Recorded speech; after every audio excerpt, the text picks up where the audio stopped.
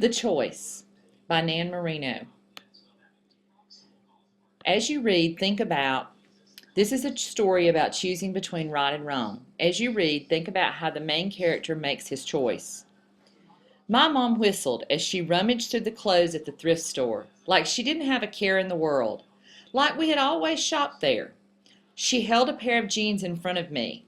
What about these, Xander? Do you think they'll fit? The weird guy who worked behind the counter smirked. Whatever you pick is fine, I whispered. The door opened. Nicole, a girl from school, and her mom walked in and made a beeline toward the picture frames. They looked like twins instead of mother and daughter. Both had dark hair and matching jackets, expensive jackets, not ones they bought here. Can I go? I begged. X and Y are waiting outside. And they're missing Z, Mom grinned at the old joke, and I cringed. My two best friends are Xavier and Yuri. We've been called X, Y, and Z since forever. I was almost to the door when weird counter guy called out, Hey kid, what's the hurry? Before Nicole could see me, I ran outside. The next morning when I was getting dressed for school, I reached into the back pocket of those jeans and felt something round. I pulled out a ring, a real ring. At first I thought it was cheap and plastic, but when I held it up to the window, it sparkled in the light. The ring was gold with a diamond in the middle, and not just any diamond, a monster-sized diamond surrounded by emeralds and rubies. My mom knocked on my bedroom door, and I closed my fist. Ready for school, she asked. Yes, I squeaked. You okay? I'm fine. My voice came out higher than normal. Pants fit okay? Great. Again, I had a high and squeaky voice. You know, Xander, my mom called through the door. No one knows where we bought them. I closed my fist tighter. I kept the ring hidden all day, through math and English and lunch, and even in the hall when Nicole said hello. And when I was walking home with Xavier and Yuri, I didn't say a word. They'd want to see it right away, and let's face it, I didn't exactly live in the best neighborhood. It wasn't until we got back to my apartment and we were munching on potato chips that I showed them what I'd found. Xavier patted me on the back. Now that you're rich, I hope you remember your friends. Yuri gave a low whistle. Are you going to keep it? Of course he is. Xavier grabbed the ring and waved it in Yuri's face. Finders keepers, dude. That's the way of the world. Yuri threw a pillow at him. Someone might be looking for it. That's how it is with these two. One goes one way and the other goes the other. X and Y? After all these years, it's a wonder they're still friends. For the next few days, the ring was all we talked about. The three of us researched the value of diamonds and became experts on carat weights and color and shape. We unanimously decided that my ring was real and it was worth thousands. After school, we'd sit in my bedroom with the ring on the floor between us, eating spicy potato chips and dreaming about all the things I could buy with that money. Well, Xavier and I dreamed. Yuri did his best to squash every last one of them. A car? Dude, you're only 12, he said one afternoon. And a new skateboard? You hate skateboards. Xavier gave him a sharp elbow. Nicole skateboards. Yuri elbowed him back. What about the person who lost it? If it belonged to some grandmother and it was the last thing her husband ever bought her? He pointed to Xavier. What if the owner was your grandmother? Those jeans were bought and paid for, said Xavier, totally avoiding the grandma question. The ring came with them. They looked at me to break the tie like I always did whenever they disagreed. But this time it was different. Even if by some miracle Yuri and Xavier had the same opinion, this decision was up to me. I thought about a car and video games and skateboards. The ring is mine, I said finally. We paid for it. We heard the sound of keys rustling in the door and the click of my mother's heels on the floor. I pushed the empty chip bag over the ring before she walked into the room. Yuri leaned over and whispered, If you really believe that ring is yours, then how come you keep hiding it from your mom? The pillow I threw landed right in Yuri's face. I hate it when he's right. The next day, I spent a few hours staking out the thrift store, watching people go in and out, trying to find a person who looked worried or sad. An old lady hobbled to the door, a grandmother type.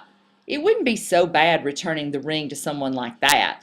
I imagined standing next to her while the newspaper took our picture. She'd tell me about her grandkids, and every single one of them would thank me for finding it.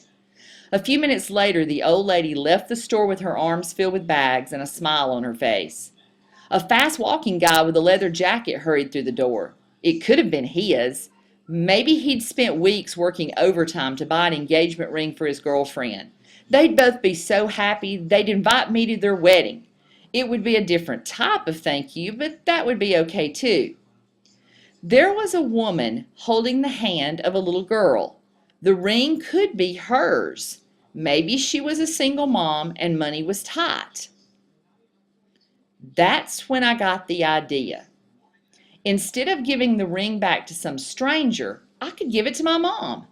That wasn't in keeping it exactly, but it wasn't giving it back either. A perfect compromise. But there was no way my mother would keep it. After 12 years, I pretty much had her figured out. She'd search for the person who lost it. For my mom, this would be an easy decision, a no-brainer. I wished it were easy for me. The more I watched people go in and out, the closer I moved toward the door. That's when I saw the sign on the window. It was old and faded, like it had been there for a while. Right in the middle was a picture of a diamond ring with large black letters that said, "Lost." In even larger print, it said, "Heartbroken." Below the phone number was crossed out. Someone had written the words, "Inquire within." I waited for the store to empty out before I stepped inside. Weird counter guy was wiping down a display case with a dirty rag. I stood there, waiting for him to notice me. Yep, this was going to be hard. Every single part. He didn't look up until I coughed. I decided to do it fast, all in one breath. I need to speak to the person who posted that sign about the ring. I think I found it. Weird counter guy didn't answer. Instead, he glanced around the store, reached under a counter, and pulled out a glass jar filled to the brim with diamond rings. They all sparkled. He tossed one in my direction. "Did it look like this?" "They're fake," he explained. "I got them from a friend a few years ago." "Don't feel bad, kid. They fool everyone." He grinned. "I guess you could say I'm a student of human behavior. Every once in a while, I hide them in something here to see what people will do. It's been a while since someone turned one in. Most people don't." I reached into my pocket and pulled out the other ring, my ring. They were exactly alike. I threw them both on the counter. They rattled on the glass. "Do you know what you put me through? For nothing?" Weird counter guy shook his head. "Not for nothing, kid. You learned something. There are two types of people in the world, the keepers and the returners. You never know which type you are until you're put to the test." He pointed the rag at me.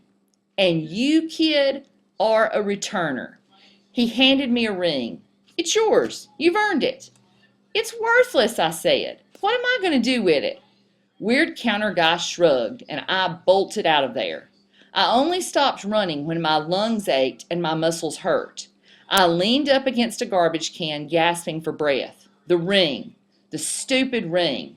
But instead of throwing it away, I put it back into the pocket of my jeans. Maybe I'd keep it. Maybe I'd give it to my mom. There was no need to hide it now. It might have been a fake ring, but it had a real story to go with it. Advice column. The story we just read reminds us of our favorite advice column called The Ethicist. The Ethicist specializes in sorting out difficult situations like the one Xander faces in The Choice. Read the column below. What does Josh have in common with Xander? To Tell or Not to Tell by Chuck Klosterman. My good friend cheats on every test he takes and has never been caught. This year we were put in a very tough class. Half the students are failing, yet he keeps getting perfect scores.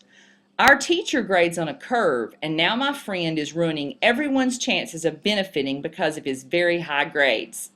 I would never tell on him. And he's a very stubborn kid who's hard to approach. What should I do? Josh from New Jersey. Dear Josh, since you've already decided not to report your friend's cheating, I'm going to respond within the parameters you've created for yourself. I have no idea how old your friend is, but it's possible he's never considered the larger meaning of his actions and how they affect his peers in an adult way. Your first move should be to tell him what's really happening here, in the same way you've just explained it to me. If that doesn't affect him, try something along the lines of, if you continue to do this, my opinion of you will never be the same. If this still doesn't work, force yourself to accept that your good friend is kind of a bad person, as good friends sometimes are. All you can do is live with his fraud and perceive him as a difficult personality. For the rest of your life, you will meet people who commit various versions of the act you have just described. Some will get caught and some will not. You can't change the selfishness of others. All you can do is attempt to live within your own principles of right and wrong. The end. Okay, guys, now that we're at the end, before I cut the audio off, I want you to think about some things. Think about the theme of the story, The Choice. The theme, remember, is the message that the author wants the reader, you, to take away from the story. What message did she want you to take away? Could that message be something about friendship? Is it a message about right and wrong? Is it a message about parents? Is it a message about thrift stores? Is it a message about how you feel about yourself as a person? What could it be? And I want you to think about one other thing, kids. Something I may ask you to reflect on. If you were put in the young boy's situation in The Choice, and you found a diamond ring you thought was of real value, just like he did. You didn't know it was a fake. You thought it was real, just like him. What choice would you make? Would you return it or would you keep it? And what reasons would you give yourself for doing so, either way? And also think about the boy in the bottom story here, Josh, that his friend's cheating. If your friend were cheating, would you tell on him? Would you turn him in? Or would you do what this kid, Josh, seems to want to do and just try to get him to stop, and not turn him in? What choice would you make? And what reasons would you give yourself for turning in a cheating friend or not turning in a cheating friend? So I want you to think about those things and reflect, and make sure that you work really hard today.